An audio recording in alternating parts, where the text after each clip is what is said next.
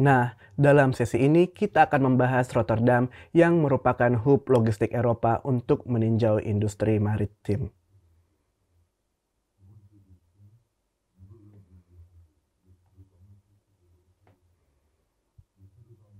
Rotterdam boleh dikatakan sebagai pintu gerbang Eropa dengan mewujudkan sistem logistik multi di wilayah Eropa dengan menginvestasi berbagai infrastruktur seperti pelabuhan kereta api kota, kanal, dan jalan. Rotterdam juga menciptakan bermacam-macam nilai tambahan pelabuhan dengan berbagai jenis terminal untuk minyak dan kimia selain kontainer. Baru-baru ini, Rotterdam meningkatkan kualitas kotanya dengan memperkembangkan budaya dan menyediakan perumahan, taman, dan tepi sungai dan pantai. Saya akan menerangkan industri maritim di Rotterdam. Pertama, tentang pelabuhan. Daya saing pelabuhan Rotterdam berposisi di peringkat pertama di seluruh dunia dan merealisasi otomatisasi pelabuhan dengan paling cepat di dunia. Masa untuk proses barang yang diangkut kira-kira 10 hari dan menangani muatan cairan dan muatan curah yang terbesar di Eropa. Rotterdam juga merupakan pusat untuk pasar bunkering dan cetakan injeksi di Eropa karena kota ini berperan sebagai gerbang terbesar di Eropa, sehingga kapal-kapal mengisi bahan bakar minyak dan membeli cetakan injeksi di pelabuhan Rotterdam.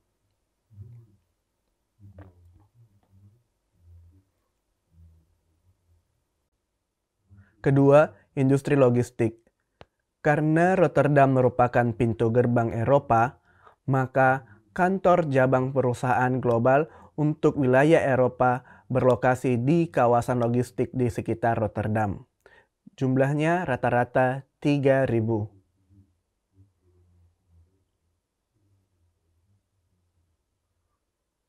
Di samping itu, jika kapal-kapal akan diperbaiki di Eropa, kebanyakannya dilakukan di Rotterdam. Perusahaan yang berkaitan perbaikan kapal berlokasi di Rotterdam, sehingga industri komponen dan peralatan kapal berkembang di Rotterdam.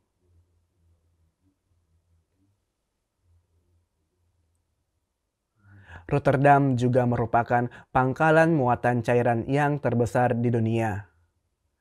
Kalau Singapura, karena ada pasar produk petrokimia, maka harga bunkering murah di Asia. Sedangkan di Eropa, di Rotterdam harga bunkering rendah hingga 4 industri terkait kelautan berkembang, yaitu pelabuhan, distrik anjungan lepas pantai, dan petrochemical plant.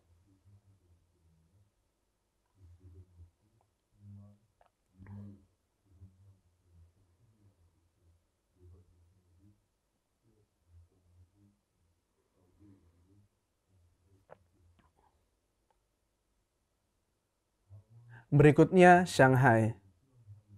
Cina yang tertampil sebagai kota maritim yang baru. Di dalam negeri Cina, volume ekonomi Shanghai diketahui terbesar dan sedang berkembang menjadi kota yang lebih besar daripada Beijing, ibu kota Cina.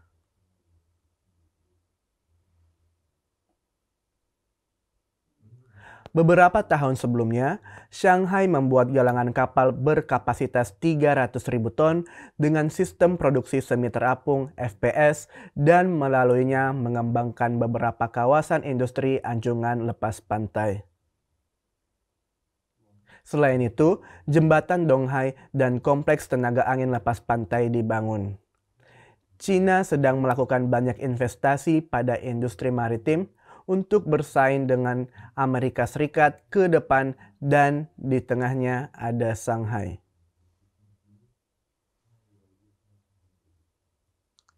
Cina sedang mengusahakan industri energi terbarukan melalui kelautan. Di Shanghai ada kota baru bernama Luchao. Ada pelabuhan Yangshan di 50 km dari darat dan jembatan Donghai yang menyambung darat dan pelabuhan itu. Kota Luchao yang mendukung pelabuhan Yangshan.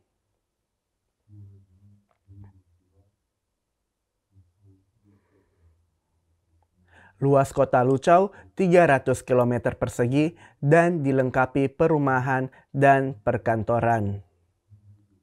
Banyak perusahaan global melakukan pemproduksian di kota ini.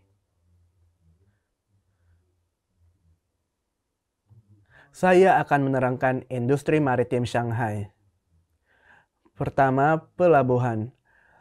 Dalam urusan pemuatan dan penurunan muatan kontainer masa lalu, Singapura berposisi di peringkat pertama, kemudian Shanghai. Tapi, sejak 4 atau 5 tahun lalu, Shanghai di peringkat pertama di dunia. Dari segi logistik, kota Luchao yang merupakan kota logistik terbesar di dunia telah dibangun dan kantor perusahaan global ditempatkan di kota ini. Dengan menggunakan pelabuhan Yangshan, perusahaan-perusahaan ini menyediakan produknya untuk semua daerah di Cina dan juga mengirimnya ke Amerika Serikat dan Eropa melalui pelabuhan Shanghai.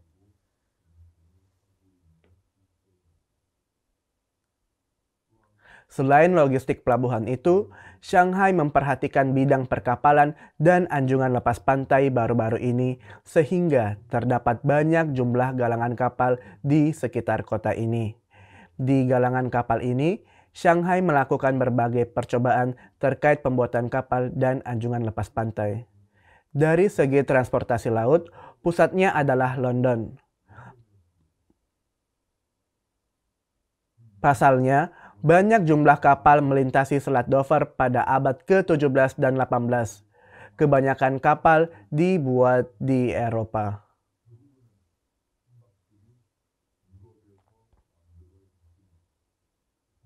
Dalam kondisi itu, London menjadi pusat transportasi laut di dunia.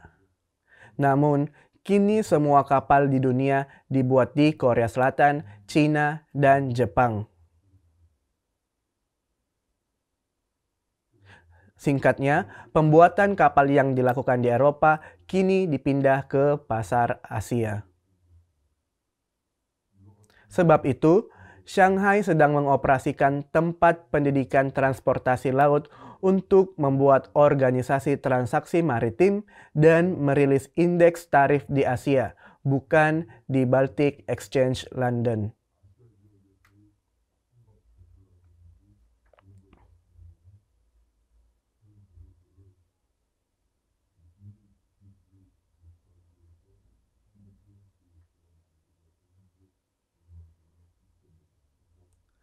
Anda boleh memahami Shanghai menumbuhkan industri pelabuhan, logistik, transportasi laut, dan anjungan lepas pantai dengan investasi yang banyak.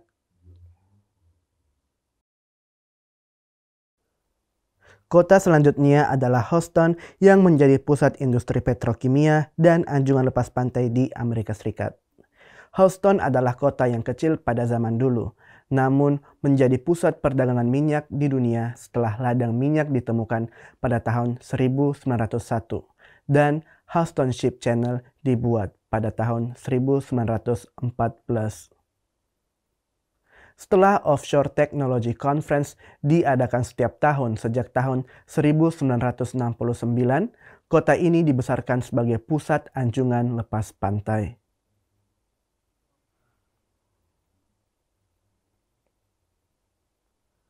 Secara nyata, sebuah perusahaan anjungan lepas pantai tidak mudah mendapat satu stand di OTC. Jika dapat berpartisipasi di OTC, hal itu menjadi kesempatan emas baginya karena pusat anjungan lepas pantai. Jadi, Houston berkembang sebagai pusat anjungan lepas pantai.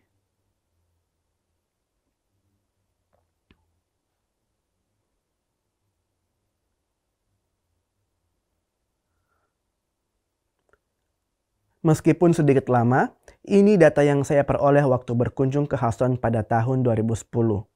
Di Houston ada sebanyak 24 perusahaan induk dari 500 perusahaan dunia yang dipilih majalah Fortune tahun 2011.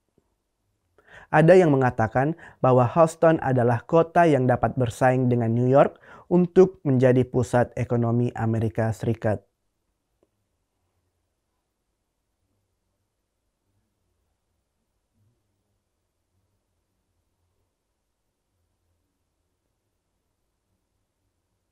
Karena ada perusahaan induk petrokimia dan anjungan lepas pantai di Houston, jadi kota ini dapat bertumbuh sebagai pusat ekonomi besar.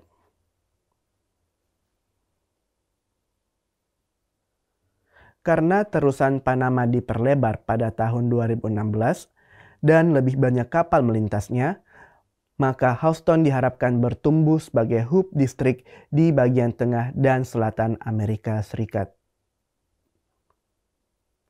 Coba perhatikan berbagai industri di Houston. Pelabuhan di Houston berperan sebagai pusat perdagangan minyak dunia sehingga menjadi pusat industri anjungan lepas pantai. Di bidang perkapalan dan anjungan lepas pantai, Houston adalah kota terpenting di dunia. Jadi, Anda boleh pahami kebanyakan perusahaan minyak dan pemboran berlokasi di Houston.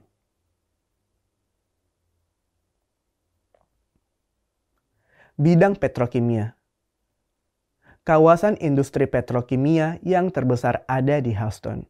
Sebanyak 5.000 perusahaan energi berkumpul di Houston dan memimpin ekonomi kota itu. Di bidang sumber daya kelautan, Houston boleh dianggap sebagai ibu kota energi dunia. Houston melibatkan teknologi dan know-how untuk menggali berbagai jenis sumber daya kelautan seperti minyak, gas bumi, dan memperkuat daya saing kotanya melalui industri energi, petrokimia, dan anjungan lepas pantai.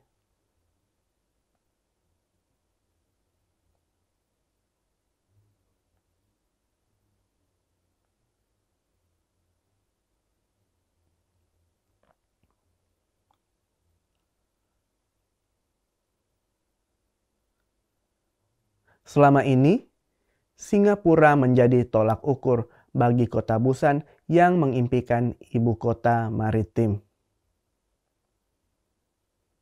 Saya sering meneliti kebijakan maritim di Busan, jadi coba membandingkan Busan dengan Singapura. Bagian Singapura di sebelah kiri ini adalah yang telah saya terangkan pada sesi sebelumnya. Kalau begitu, coba kita bahas apa saja kebijakan dan bagaimana kondisi Busan yang ingin menjadi ibu kota maritim.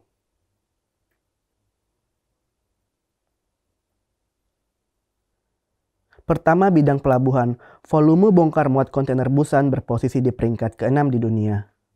Volume transhipmentnya peringkat kedua, padahal tertulis peringkat ketiga di sini. Pasalnya, Singapura peringkat pertama dan Hong Kong peringkat kedua, tapi Hong Kong dimasukkan ke Cina. Jadi secara nyata, Busan yang menjadi peringkat kedua dalam volume transshipment.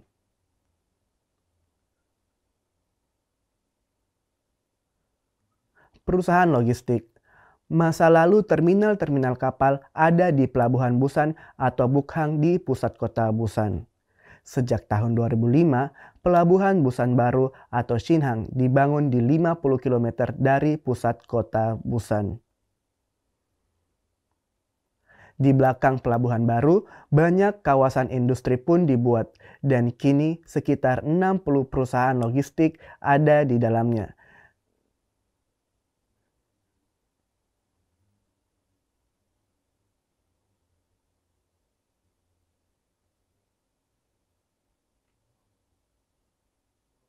Seperti Singapura, Busan juga menjalankan kegiatan logistik yang mempunyai berbagai nilai tambahan di belakang pelabuhan.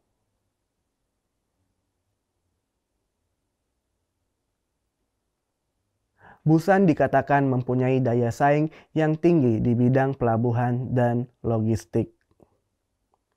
Sedangkan daya saingnya rendah di bidang transportasi laut, anjungan lepas pantai, keuangan, wisata maritim, dan perikanan.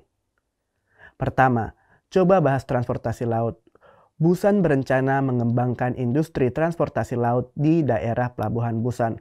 Bukhang yang sedang ditata kembali. Selain usaha pengelolaan kapal dan cetakan injeksi, pemerintah Busan kini berusaha untuk membuat organisasi transaksi maritim seperti halnya Shanghai. Memang tidak mudah, tapi upaya itu tetap dilakukan agar membuat organisasi transaksi maritim yang dapat bersaing dengan Shanghai. Kemudian, tentang bidang perkapalan dan anjungan lepas pantai. Di Busan, ada perusahaan Hanjin Heavy Industry yang berkelas menengah di bidang perkapalan Korea Selatan. Perusahaan-perusahaan bahan dan komponen kapal terkumpul di Busan dan jumlahnya paling banyak. Perusahaan itu menyediakan bahan dan komponen yang diproduksinya ke 3 galangan kapal terbesar Korea Selatan yang berlokasi di daerah Ulsan dan Gojedo.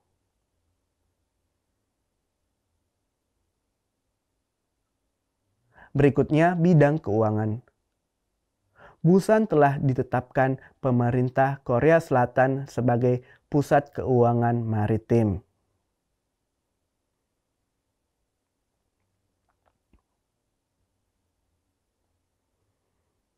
Jadi, di pusat keuangan Munhyun, Busan ada 27 fasilitas keuangan termasuk Bank Sentral Korea dan Bursa Korea. Pemerintah Moon Jae-in membuat Korea Ocean Business Corporation sehingga keuangan maritim menjadi padat di Busan. Busan berencana mengembangkan keuangan terkait kelautan dengan aktif.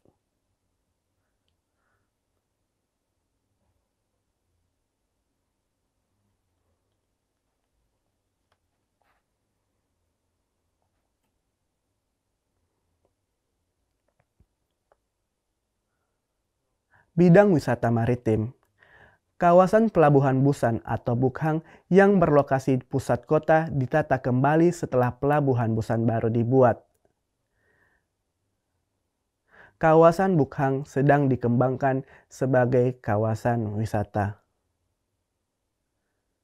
Terminal pengangkutan penumpang internasional dibangun dan dilengkapi fasilitas untuk melayani berbagai jenis kapal penumpang termasuk kapal cruise.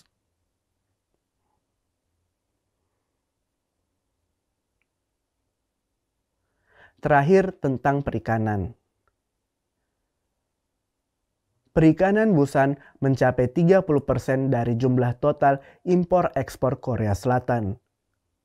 Gudang beku untuk perikanan di Busan mencapai 50% dari seluruhnya di Korea Selatan. Industri perikanan Busan agak kecil di wilayah Asia Timur Laut, tapi berperan besar di dalam Korea Selatan. Busan berencana menjadi tempat transaksi perikanan di dalam Korea Selatan maupun Asia Timur Laut.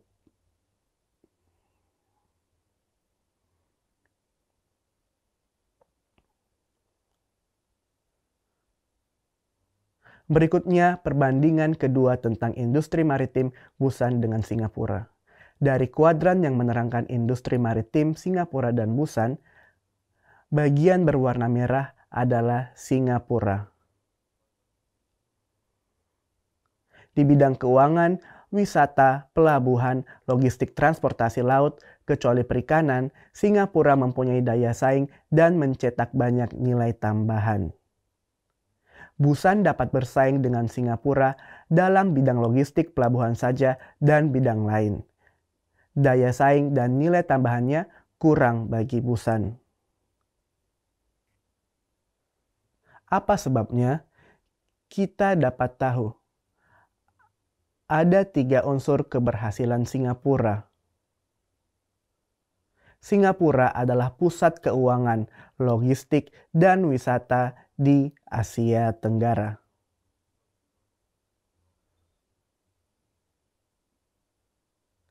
Daya saing Airport Changi Singapura tertinggi di Asia Tenggara dalam bidang kecepatan dan biayanya. Singapura juga mengelola pelabuhan bebas dan peraturan bebas. Sedangkan Busan mempunyai fungsi hub untuk bidang logistik di Asia Timur Laut, Jadi, daya saingnya untuk keuangan dan wisata lemah dibandingkan Singapura. Busan tidak mempunyai bandara 24 jam seperti Airport Changi. Karena itu, Busan lemah dalam hal kecepatan dan daya saing walaupun mempunyai pelabuhan yang berdaya saing tinggi.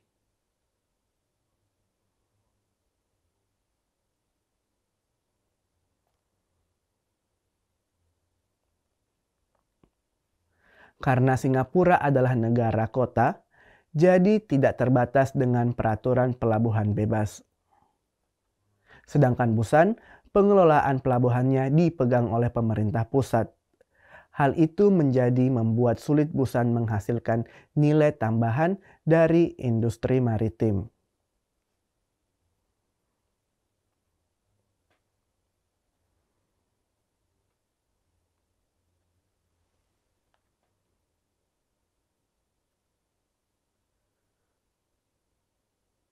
Selanjutnya, saya terangkan kondisi industri maritim Busan. Sebagaimana telah saya katakan tadi, Busan adalah ibu kota maritim Korea Selatan dan bercita-cita menjadi ibu kota maritim Asia Timur Laut. Tiap tahun, jumlah perusahaan meningkat, sekitar 26.000 buah di seluruh Busan. Jumlah pekerja di bidang industri maritim Busan mencapai 1,54 juta orang, tapi penjualannya sedikit menurun sejak bangkrut PT Hanjin Shipping yang berkedudukan di peringkat ke-7 dunia. Kebangkrutan itu mempengaruhi berbagai industri terkaitnya.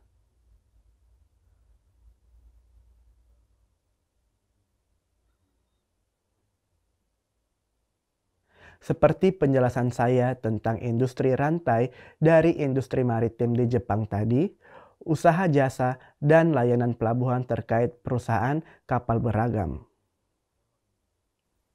Jadi, apabila perusahaan kapal besar bangkrut, perusahaan kecil yang berbisnis bersamanya akan menjadi sulit dan mengalami penurunan penjualannya.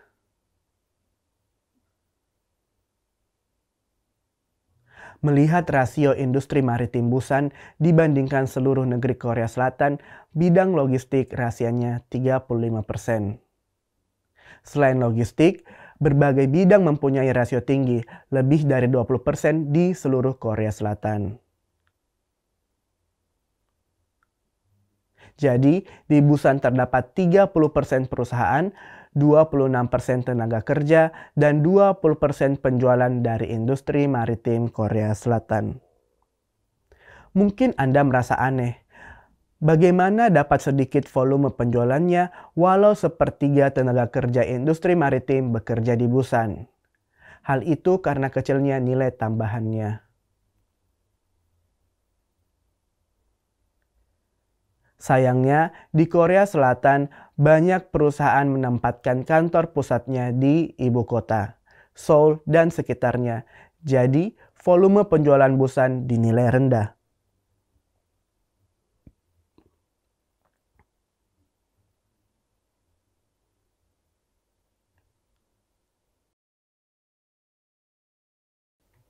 Meskipun semua kegiatan bisnis industri maritim dilakukan di Busan, tapi hasil penjualannya diperhitungkan sebagai penjualan perusahaan induknya. Karena itu, penjualan dinilai rendah dibandingkan jumlah tenaga kerjanya.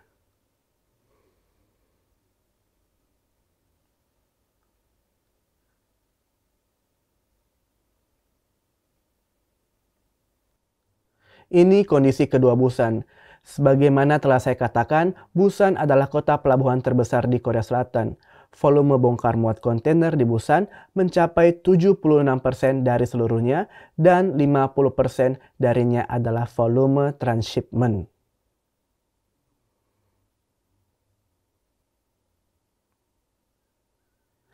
Anda tahu transshipment?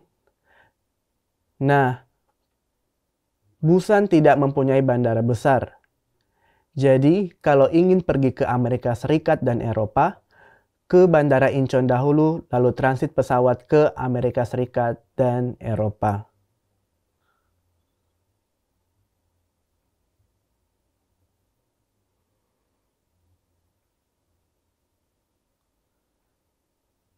Seperti halnya itu, kargo kontainer dari negara ketiga ke Cina, Jepang, Amerika Serikat, dan Eropa ditransit di Pelabuhan Busan.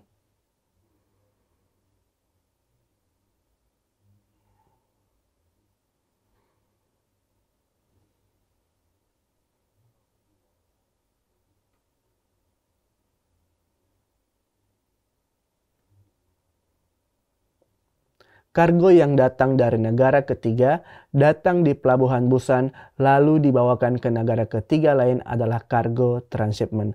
Sama halnya dengan transit pesawat terbang di bandara. Transshipment itu mencapai 51% dari bongkar muat kontainer di Pelabuhan Busan. Sementara di Singapura, transshipment-nya mencapai 70% ke atas. Pelabuhan transshipment utama di dunia adalah Singapura dan keduanya Pelabuhan Busan. Dari volume dan rasio kargo transshipment, Pelabuhan Busan diakui menjalani fungsi logistik hub Asia Timur Laut.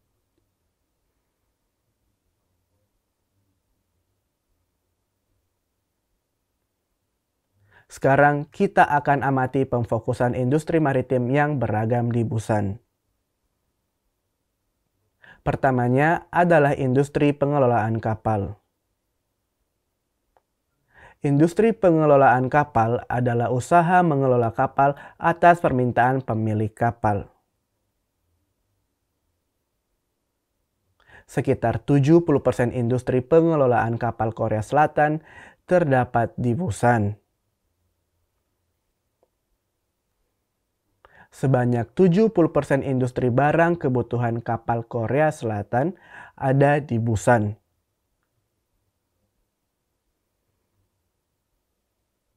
Selain itu, banyak usaha kelautan di Busan, antaranya jasa pengelolaan kargo, pengangkutan kargo, pendaftaran kapal, dan transportasi. Terutamanya di Busan banyak ahli kelautan. Banyak profesor di bidang ilmu kelautan dan juga lulusan S2 studi kelautan dari perguruan tinggi di Busan mencapai setengah dari totalnya di Korea Selatan.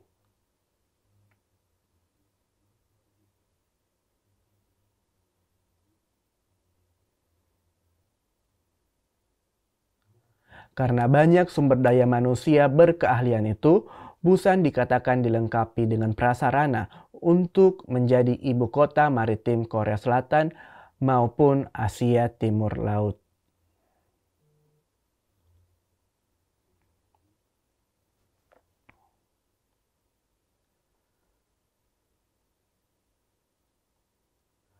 Kemudian hal-hal lain. Busan mempunyai lembaga penelitian dan tenaga ahli yang setingkat internasional. Berdasarkan kebijakan pemindahan instansi negara ke daerah pada pemerintah Korea Selatan yang lalu, instansi bersangkutan dengan keuangan maritim dan urusan kelautan dipindahkan ke Busan.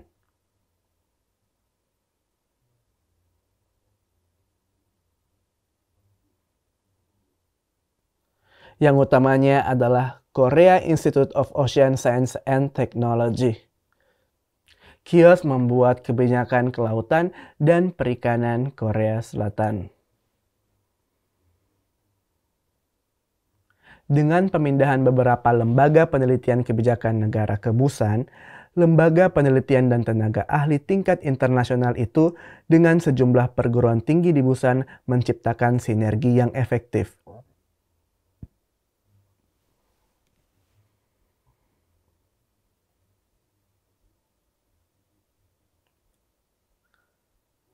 Kelebihan utama Busan adalah wisata leisure. Saya telah mengunjungi banyak kota pelabuhan yang penting di dunia karena spesialisasi saya tentang pelabuhan dan logistik. Di antara kota pelabuhan dan kota maritim yang pernah saya kunjungi, tidak banyak kota yang memiliki pantai di pusatnya. Namun, Busan memiliki 5 pantai di dalamnya dan dapat dikunjungi dalam 30 menit. Sebab itu, Busan akan memperkembangkan bidang leisure maritim dan wisata dengan lingkungan alami itu.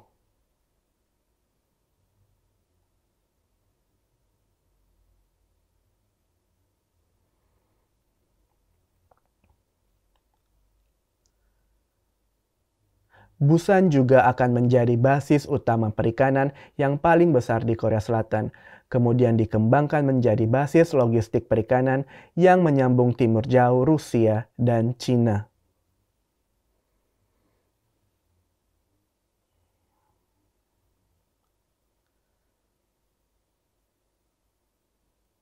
Selanjutnya, kondisi keseluruhan Busan. Busan kini memiliki infrastruktur yang cukup berkembang seperti fasilitas pelabuhan level global, fasilitas bongkar muat kontainer yang berposisi di peringkat ke-6 di dunia, ekspor impor perikanan, wisata maritim, dan lain-lain.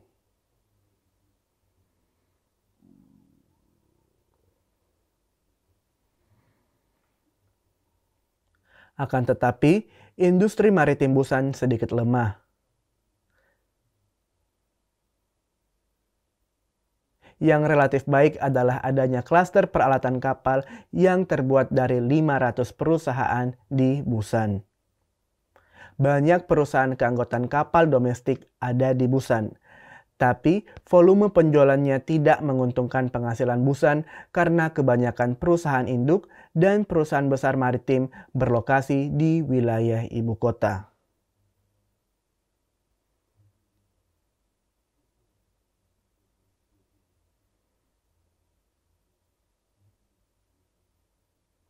Industri maritim Busan belum aktif dibandingkan infrastruktur yang dimilikinya.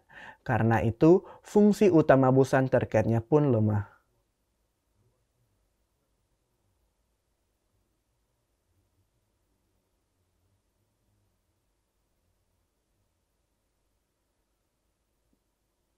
Fungsi utama Busan adalah tempat ada pelabuhan terbesar kedua di dunia dan pusat lembaga penelitian dan pendidikan kelautan tingkat dunia. Kecuali kedua fungsi itu, yang lain masih lemah. Namun, keuangan maritim segera berfungsi aktif karena Korea Ocean Business Corporation akan ditempatkan di Busan dan memberi dukungan keuangan untuk usaha maritim.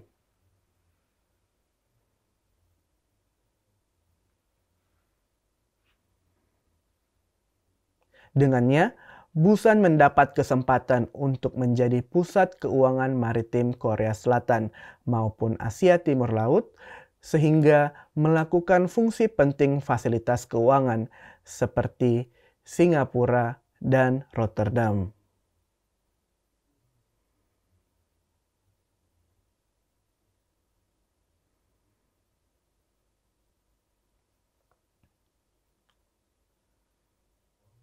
Berikutnya, analisa daya saing kota maritim dunia yang saya buat saat meneliti kebijakan maritim pemerintah Busan 3 tahun lalu.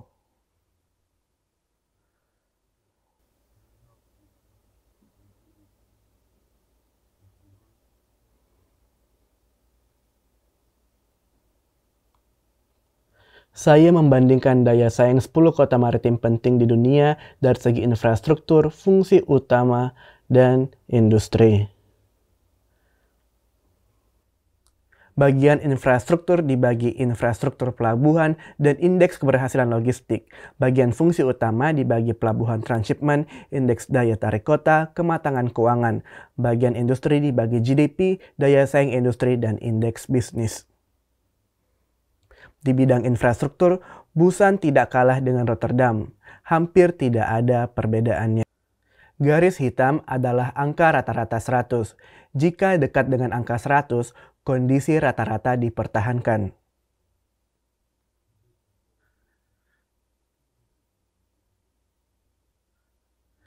Kalau infrastruktur Busan tidak berbeda dengan Rotterdam, yang paling maju di dunia karena banyak investasi. Dalam bidang fungsi utama, jika diperbandingkan dengan London dan Singapura, kargo transshipment Busan di sekitar angka rata-rata, tapi yang lain di bagian bawah.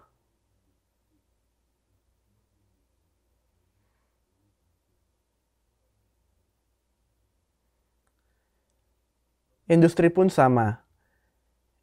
Indeks bisnis dan volume bongkar muat tidak berbeda dengan Singapura, tapi GDP dan daya saing industri Busan lebih rendah daripada Singapura dan London.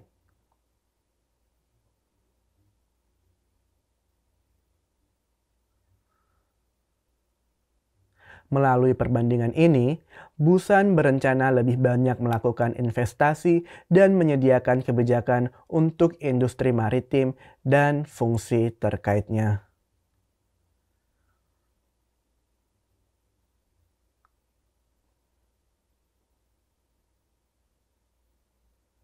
Gambar berikut adalah hasil evaluasi kota maritim dunia yang dirilis perusahaan Norwegia Menon tiap 2 tahun.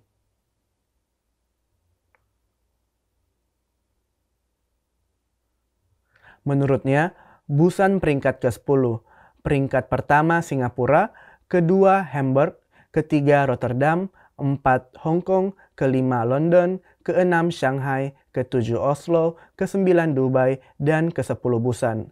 Pada tahun 2017, Busan di peringkat ke-13, naik 3 tangga pada tahun 2019.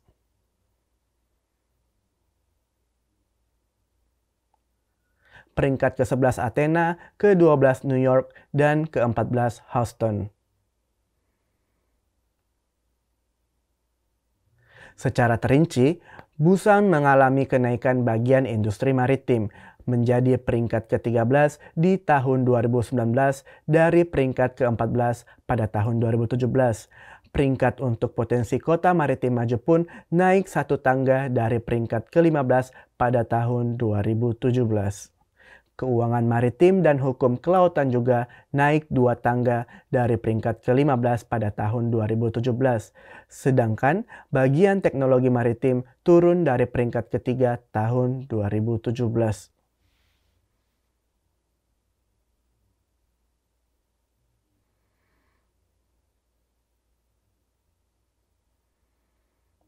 Bagian logistik pelabuhan berposisi relatif tinggi, yaitu peringkat ke-7.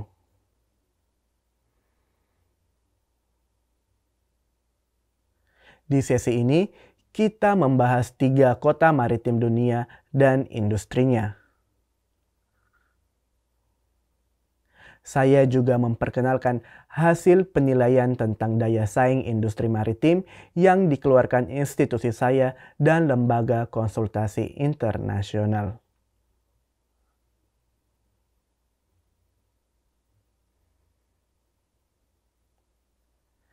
Terima kasih.